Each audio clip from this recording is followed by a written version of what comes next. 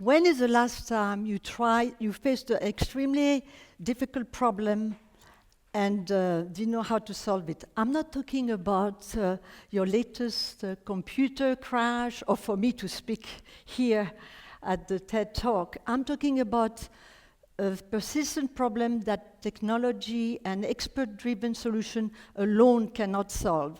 Let's say in the US, problems like hospital-acquired infections or school dropouts, or in the developing world, girls' lack of access to education. I invite you today to look at one such problem through very different lenses. It's called the Positive Deviance approach. That sounds awfully bad, doesn't it? I would say even devilish around Halloween time. But actually, it's a good approach, and it works. To illustrate it, I'm going to take you to Vietnam. The year is 1990, and the place is Hanoi Airport, where my husband, Jerry, my son, Sam, was just in at the time, and I, and 5 suitcases, 4 of them were mine, were waiting for somebody to pick us up. We had been sent to Vietnam by an organization called Save the Children US to create a large-scale nutrition program to fight child malnutrition in Vietnam. Talk about delusions of grandeur.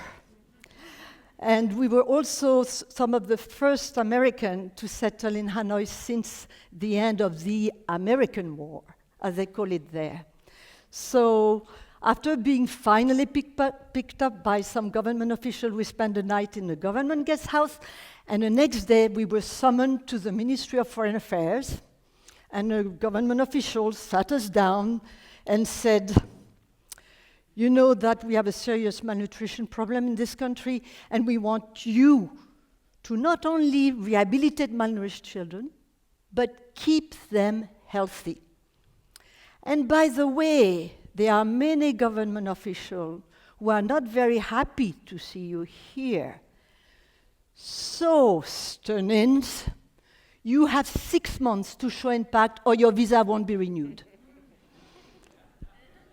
Well, as many of you know, malnutrition is a very complicated and difficult problem. It kills 2.6 million children every year worldwide. To put it in simple terms, during this talk, 60 children will die of it.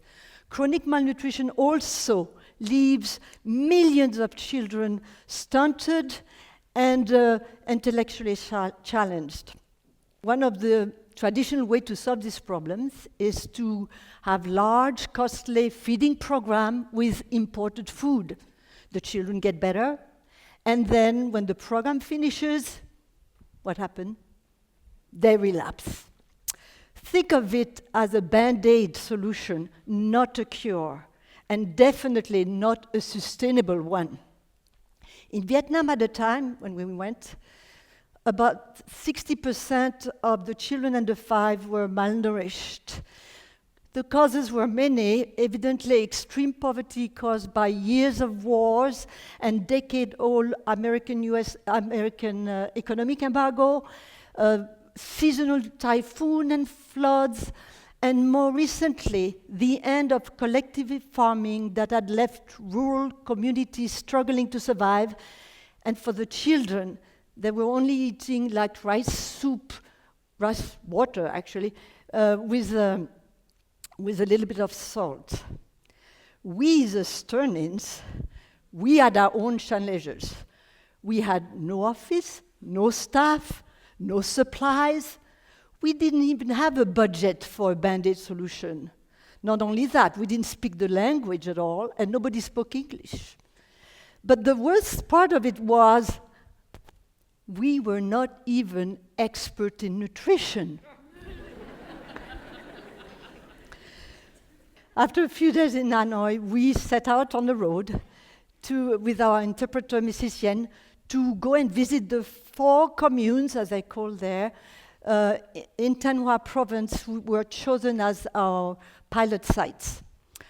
Our priority, evidently, was to get to know the people, but we had little time for that. So our first task was actually to train villagers to weigh all the children under 3 in their community to assess their nutritional status. And so the good news was actually they managed to weigh all 2,000 children in just 4 days with only 4 working scales. The bad news was 68% of the children were malnourished, half of them in high risk of dying. By now, a month had passed, the clock was ticking. We had only 5 months to show impact. So not only that, but the governor of the province ordered us, the American, to bring in trucks of relief food. So what can we do? We were running out of options. What could we do? We had read about nutrition studies in Positive Deviance, which explore why in communities with very vulnerable communities with high level of malnutrition, there were always some healthy children among the poorest families. Could we find such children here? Well, the answer was there in plain sight. In each village, after the leaders had shared the result of the findings with the community, we turned to the women who had the list of children and the nutritional status in their hands, and we asked them, look at your list. Are there any well-nourished children from a very, very poor family on it? And we waited. They looked at their list, and some of them said, yes, yes, yes. And we said, you mean it's possible today in your village for a very poor family to have a healthy child? They said, they looked at the list and they said, yes, yes, So we said, well, let's go and find out what they're doing. And that's just what we did as we accompanied villagers to do home visit to these families. What did they find? They discovered that this very poor family were feeding their children tiny shrimps or crabs from the rice paddies together with sweet potato leaves. Nutritious food that was actually considered taboo at the time. They discovered other behaviors such as this family fed their children 3 or 4 times a day instead of twice a day, as was the norm at the time.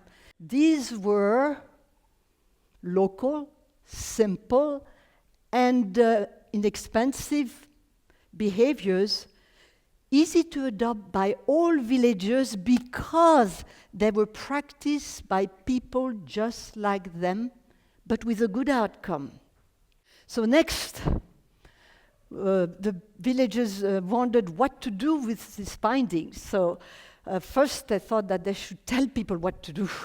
We all know that doesn't work. They wanted to do it through loudspeakers everywhere. And then they finally decided to create an opportunity for the poor family with malnourished children to actually practice those behaviors. And so they set up what they call nutrition session, whereby parents and caregivers of malnutrition got together, cooked together, and fed the malnourished children an extra meal over 12 days in a row. But to participate in this program, there was a catch. The people had to contribute food. And you guess what that food was? It was the shrimps or crabs or the sweet potato greens that even the poorest family could afford. So after 3 months, the government team came and weighed all the children again, and they discovered that 40% of the children had been rehabilitated. And we did get,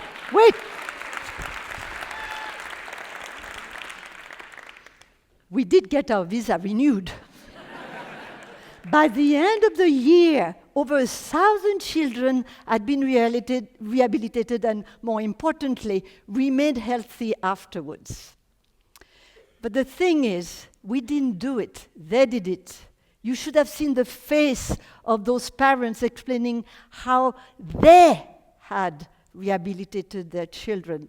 The program went on to be implemented throughout Vietnam and reached a population of 1 million children, and since then has been implemented and adapted in about 40 countries around the world by many different organizations.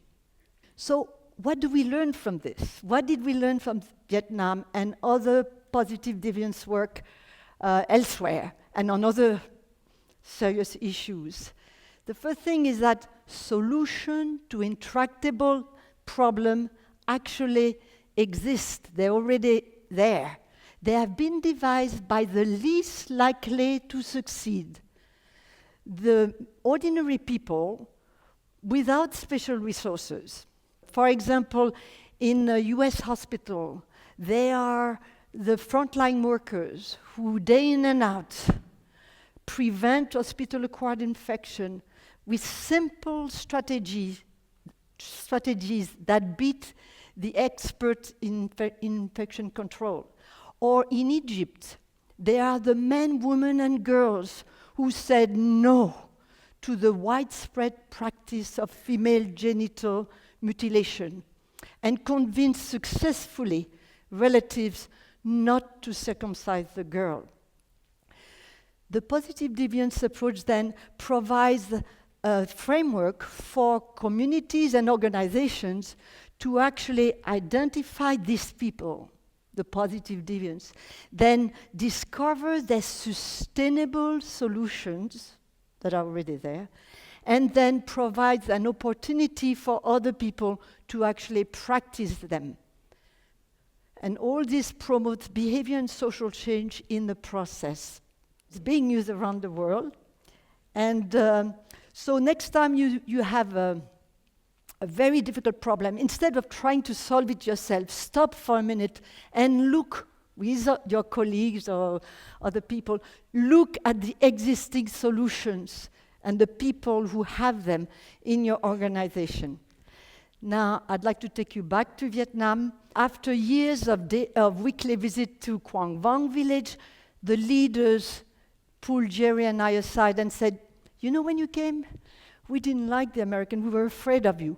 We thought you were going to poison our children. But now we trust you." And that, my friends, is our lasting legacy. Thank you. Okay. Yeah. You gotta take the standing ovation. Okay. I don't know what to do with it. It's just like